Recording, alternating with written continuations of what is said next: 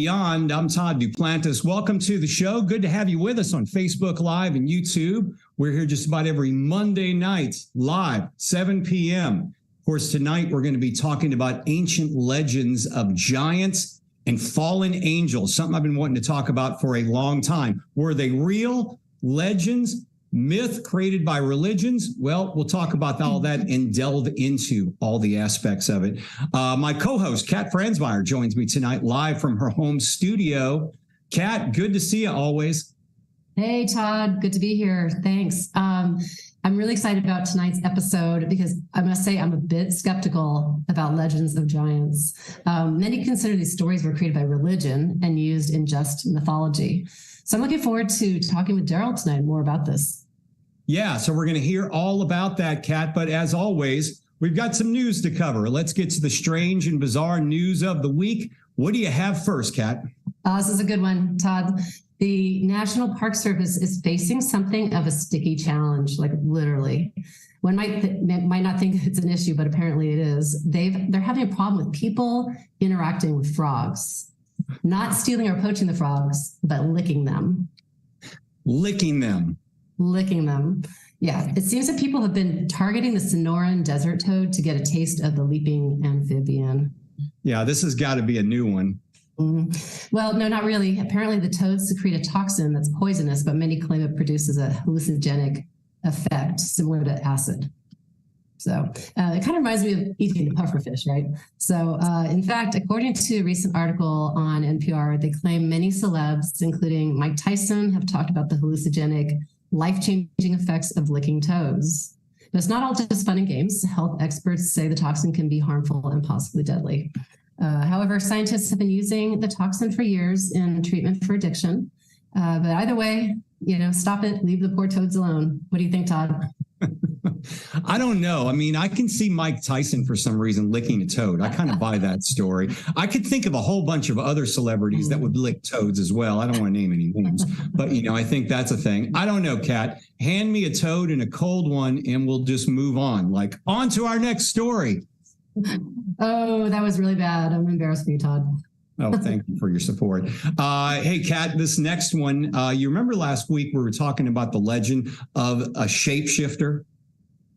I do. That's the Native American legend where a person can assume the shape of anything like dogmen or things like that. Yeah. Skinwalker, shapeshifter, all that type of stuff. Well, we have another questionable picture to show you. Kat, this one reportedly took place the end of last month, not far from your home, San Timoteo Canyon in Redlands, California. It was featured on Lon Strickler's phantomsandmonsters.com website. You should check it out. Take a look at this. Now, the unidentified witness says they heard what appeared to be a dog or a coyote screaming in pain, and the horrible sounds happened until a poor animal apparently died. When the person looked up in the trees, they saw something and snapped a picture of a creature apparently feeding on an animal. Well, obviously, the witness was able to get a few pictures. They said the canyon's always given them the creeps. Needless to say, they ran back to their car, locked their doors, and got the hell out of there. I don't blame them. Kat, I know you're from this area of California, or really not that far from it. Have you heard of this location and any stories surrounding it? Well, yeah, so canyons are always kind of creepy, right? Especially at night. And so this is Southern California near Loma Linda. People may have heard, San Bernardino County. So it's very remote. It's very dark. It has quite a history. So there's a lot that was going on there. It was homeland to the Serrano people for thousands of years, and then loads of, gangs and bandits and posses. Right. Land grant. It's just, a lot has gone on there. So who knows, really what's coming out of there. It's got some legends, some lore, and who knows, maybe these creatures morphed over, that amount of time. And there you go. And climbing trees and stealing dogs. So if you got a dog, you're out in that area of California, watch out for creatures that'll steal it and eat it in the trees. Boy, that's just creepy just thinking about. Terrifying. All right, let's talk about something that's terrifying. Now, Kat, imagine this. Imagine a time where you couldn't leave your house, not because of storms or creatures that might steal your dogs, but of giants who could actually eat you. I mean, seriously, there were a time on this earth, myth has it, where giants roam the earth. That's where we bring in our main guest tonight, Daryl Sims, our alien hunter. Daryl, thanks for being here. Good to see you again. Delighted to be here, Todd. This is a fascinating subject in many cultures. Absolutely. Now, you and I spoke about this hard to say, about 25 years ago. You and I had a talk about this, and I was recently reminded about it when you posted this picture in social media of a clay hand that you came across. Tell us about this picture, because this is fascinating.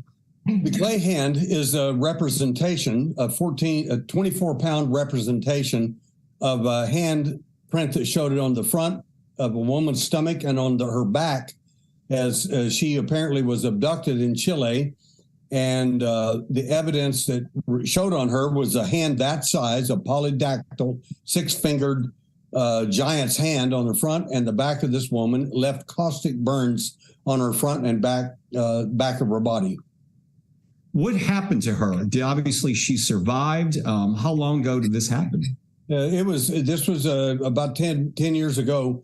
And I tried to get more and more medical information off of it and was not able to get it, other than the doctor could not describe what would cause the caustic burns on her in the form of these giant hands on front and the back of her body. It literally picked her up and walked off with her, so to speak. Wow. I mean, that's incredible. There's also, this goes back to legends in the Bible. I mean, the first time many of us, like myself, heard about, giants was David and Goliath. Everybody knows the story of David and Goliath. The parable is even used today to talk about the struggles between big and small. But if you look at a quote from the Bible, Genesis 6:4 reads as follows: "The Nephilim were in the earth in those days, and also after that, when the sons of God came unto the daughters of men, and they bore children to them, the same were the mighty men that were of old, the men of renown." Now, Daryl, here's a picture right there. Once again, reference to the Bible, but that wasn't the first time this showed up in history. We're going to talk about more of that. You also gave us another picture, which I thought was interesting, of a footprint. The fascinating thing about the footprint is the fact that it's in stone, so that means it's been there for a while. Right. Somebody didn't just step in some mud there and do that recently. And there have been, of course, people try to debunk it and say things like, well, somebody carved it out of stone. Well, that's possible. All kinds of things are possible, but it's not beyond detection for people who look at this. And there are several of these giant footprints that appear around the planet in Africa and other places. And it's fascinating to me. Fascinating. It reminds me, we just saw a movie recently called Troll, about the mountain trolls being in the mountains and how they're awakened. And they're just massive in their footprints. And so can you tell us a little bit about mountain trolls? I'm curious about that too. Well, there are all kinds of legends about these giant beings, from Bigfoot to mountain trolls to literally several different types of these creatures that show up in people's minds, or maybe real. There's no real evidence yet that has proven to me that their existence, but there is some footprints that have been studied by a forensic expert in right outside Houston, as a matter of fact. And I called him and talked to him about the one Bigfoot that he saw. He is a footprint expert, literally. And the things that he looked at, he said, I don't know what they are. I don't want to know what they are. But whatever it was that made that particular footprint was simian. It was real. And he said, I don't know what it is, but it's definitely real. It was not manufactured. No one faked it. Now, how large would these beings be? Approximately 18 to 20 inches long for the foot. So it definitely was not an escaped ape from the Houston Zoo. It was a simian being of some kind. And he says, like he said, he's a devout skeptic about this sort of thing. He said, I don't believe in it and I don't care about it. But he said, but the print I looked at, you could even see telltale signs from a forensic point of view that whatever made that footprint was real. Mm-hmm. Daryl, do you also, we could get into the Bigfoot subject, was a whole nother can of worms. But when we go back to the giants of mythology, every culture seems to have myths or, legends of giants. And you hear about, Kat was asking the size of giants. You hear anywhere from 8 to 12 feet, but then you also hear 30, 40 feet, or maybe even larger. What is your take on this? Were there different sizes of giants? I mean, did they come in all sizes? And did they really eat people? Well, the best answer to that is go to history and ask history. Number one, the giants that David fought is an example in the Bible that was fought in the Valley of Beth Shemesh, and I've actually been there in Israel at the Valley of Beth Shemesh and saw the place where the supposed battle took place. That giant was approximately 9 foot 6 inches tall and had 4 brothers. When David says he picked up 5 stones out of this dry little valley, it wasn't because he thought he was going to miss the first 4 times. Goliath had 4 brothers. He intended to kill all 5 of them, if you believe the biblical version of it. And so Kat, we also wanted to talk about another part of this legend as well. Yeah. So can you explain the Anunnaki and their relationship to this biblical mystery? No, the Anunnaki, there's 2 words, Anunnaki and the Nephilim. Nephilim is a Hebrew word. It refers to the giants. You can go through the etymology of the word and have a lot of fun with it. But basically, it refers to the giants. In the biblical narrative, there are 3 races of giants, the Emim, the Anakim, and the Raphim. The Raphim is a generic term describing all of them. But the Anunnaki is a term used by the Sumerians to describe these giants, and they literally worshipped them. They thought they were gods or something like that because they were much larger than the Sumerian people. Probably in some of the stone reliefs that we look at, if those reliefs are even remotely true, they're probably around 16 to 18 feet tall. And Daryl, there's legends of 2 brothers, Enki and Enlil. Tell us about them and their tie into this, into the Anunnaki and the Nephilim. Well, like I said, they were later deified simply because of their size. I mean, anybody that big, they're going to be kind of important to your kingdom. And one of them, Enki and Enlil, both I think they may have been twins, but they're both the same size. They're huge. One of them shows the king sitting down on his throne and people standing in front of him. They are about knee height to him, if the stone relief is correct. And the other illustration of his brother, to show his size, he's literally holding a lion in the stone carving, and it looks like the size of a big kitten. Wow. And was the Anunnaki the same as Watchers? Was that another term? The Watchers the same as Anunnaki?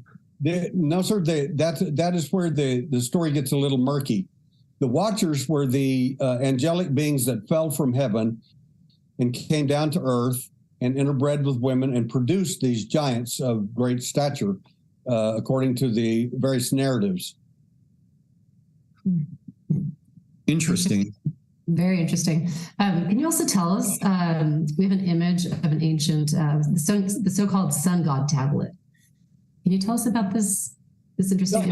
The sun god tablet is the one where literally this one right here we're looking at.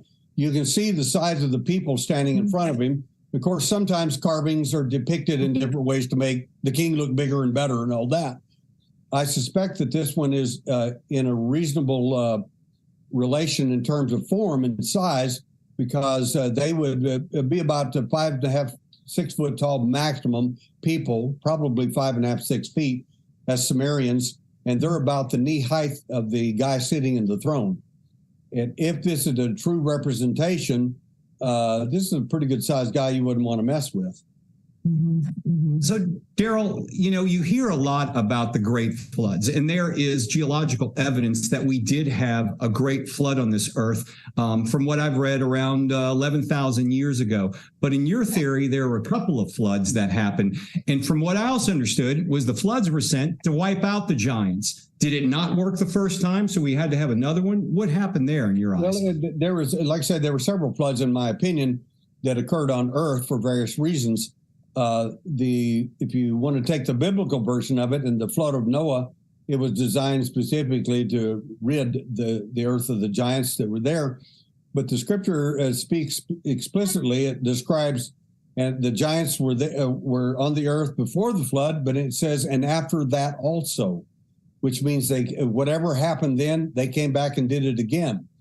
But again, for me, the real evidence of that isn't just a story, not from just the Bible or just the work in history or Sumerian history. You have to look at all of it. And a case in point is when you go to Machu Picchu, the scientists took the little diminutive Peruvian people up to Machu Picchu, and they were stunned in, like, I think it was 1929 or 39, and they saw the incredible ruins. They said, "You guys are incredible. Look at your incredible history. You built all these great cities in stone up here in the middle of nowhere." And the Peruvians looked at them and said, "We didn't do that. Wow. The giants did." So it once again proves giants in all cultures, or at least there's legends of them around as well. People first off, they say, okay, great. We had giants. It's in the Bible. Okay. It's just a myth. Where's the proof? And, people want to know, where's the proof? I've heard some theories that a certain national museum or a certain very famous American museum confiscated a number of giant artifacts, with over the last couple hundred years. Where is the proof when people are asking you? Well, I'm the kind of guy that I like to read these stories. I love to listen to the legends and find out how much of it's true or not true. But the bottom line to me, as a former police officer and a CIA operative for 2 years in covert operations, evidence is everything to me. The story is just a story. We got to go to evidence. And so far, I've got a cardiovascular surgeon that's agreed to go with me on my next expedition. I can't tell you where, what, and I can't show you the picture, but I can tell you that having seen this myself, the giant, the bones of it is 7 meters tall. Wow, that's incredible, and that's one of the bones. It looked like a grasshopper in its sight. Wow. But, before I get to this next image, there's also been some, I'm not sure if you're familiar with the work of L.A. Marzulli and the series he's been producing, but there was some talk that he interviewed a soldier who was in Afghanistan who detailed to him a fight they had with the giant in Kandahar. Had you heard anything about this? And the giant apparently took out a few soldiers, and they were able to slay the giant and take him back to base. Did you hear anything about that, or is this a bunch of hogwash? I have heard the story of the giant of Kandahar. The difficulty I have with the story, I know LA personally, but the difficulty I have with the story is the lack of actual evidence of that. Not everybody's saying the same story, so to speak. To me, again, it's a story. Where's the evidence? And the only evidence to me ultimately is in the fact, like where I'm going on this expedition, is to retrieve the DNA and the bones of a certain amount of bones of the giant and bring them back to the U.S., have them studied by forensic experts specifically for this purpose. We've got an amulet, I think we're going to show. Tell us about this image. Looks like appears to be a green or maybe a brass amulet. What is this exactly? Well, the amulet is it's a remarkable thing that I discovered in my looking for giants and this sort of thing. It was found in Turkey some time ago, and it portrays a giant and a being of some kind next to him. Some people say it's a gray alien. I don't know what it is. But it supposedly is a giant. The Turks definitely believed in giants. most cultures around the world believed in giants, regardless of anyone's ideas. And again, these are all myths until we come up with evidence, in my opinion. And I think that we will probably this year. That's interesting. So what's the process like to bring bones back and have them studied for the DNA? And do you publish your findings, or how does? Once again, please. Oh, I'm just wondering how the process is. Is it a difficult process to be able to bring these bones back to the U.S. and have them studied by the scientists? Well, for our viewpoint, the particular expedition we're looking at currently, the find is in another country, and we're quite happy that no one knows about it yet. Otherwise, it would already be all over TV and everywhere else. All the giant hunters out there would be all over this, like you can imagine. And before anybody gets out and disturbs the finds, I want to collect the evidence. A cardiovascular surgeon and other specialists to be going with me, specifically to make sure the find is kept in good shape as best as possible and will be outlined. Yeah. Interesting. Yeah. So there might be further evidence also. There's an image of these large giant steps. Can you talk about those large giant steps? Sure. Those are, that's a photograph taken out of Baalbek. Baal, or ancient, the biblical version, people that want to think of it in that way. Baal was a god of this area. In ancient times, supposedly these steps were the steps of giants. Is that true? I don't know. You can see people in the picture standing on the steps, are at least 16, 17 feet high. And you see steps over to the left side of those giant steps where people walk. Now, maybe those are giants of the steps for the giants. I don't know. Maybe they were carved for the purpose of honoring the giants or something like that, deifying or something. I don't know. I haven't seen any giants walking them down them, so I don't know what the steps actually are. But that's not the only place in the world where those giant steps appear. There are other places as well. Daryl, there's also an image of a footprint in a wall. That is correct. There you go. Robert Schnock is standing by the so-called giant's footprint, and this is in South Africa, where it was actually seen. Michael Tellinger was one of the first people that actually showed this. He's a friend of mine. And the incredible thing about this giant's foot is, again, it's in stone. Nobody secretly carved it out with their little chisel and went out to make a fortune. This was found, now the people in the area knew about it for a long time, but of course, when scientists get a hold of it, they stand next to it, get their picture taken, and of course, it's like their discovery. But that thing is ancient. It is massive. That giant would probably be about 18 to 20 foot tall if that's the footprint of a giant. Daryl, I want to kind of bring this back full circle as we wrap things up. We started your segment talking about a clay hand of a proposed alien or it was a model of an alien hand, 6 fingers, and giants were known to have 6 fingers. And we also talked about fallen angels. They fell here from somewhere. They mated with women of the earth, women of men, and they produced the Nephilim, which were the race of giants. Is there a connection between UFOs and giants?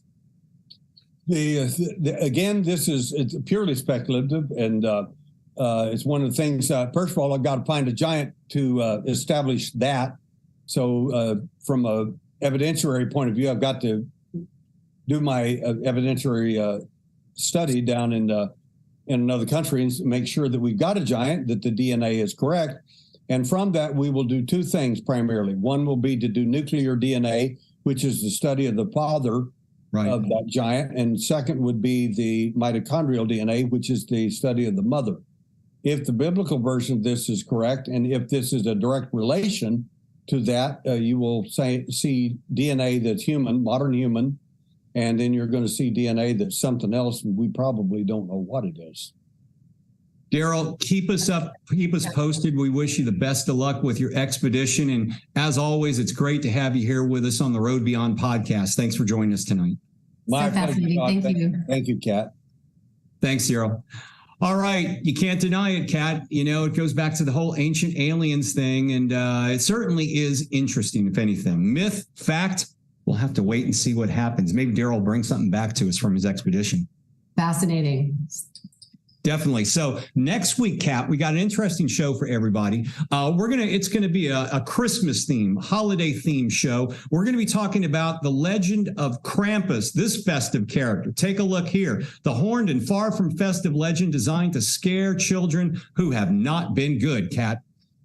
Yeah, that is a scary looking creature thing. Reminds me of maybe he's the precursor of the elf on the shelf. Elf on the Shelf from the ancient days. There you go. Yeah, we'll have that. We'll have some of our own personal Christmas stories, all that and more next week. Find us on Facebook and Twitter as the Road Beyond Podcast. We also have a Fans of the Road Beyond Podcast Facebook group as well, Kat. Yeah, and follow us on TikTok at Road Beyond Podcast, and on Instagram as Todd Duplantis 65 for more updates. And also make sure you subscribe to the Road Beyond podcast on our YouTube channel. It's free for now and get access to all our episodes and live shows. Kat, thanks you for joining us. We'll see you next week, right? Looking forward to it. Love it. All right. And all of you, thank you for being here tonight. We'll see you next week right here on the Road Beyond podcast. Have a good one. Good night.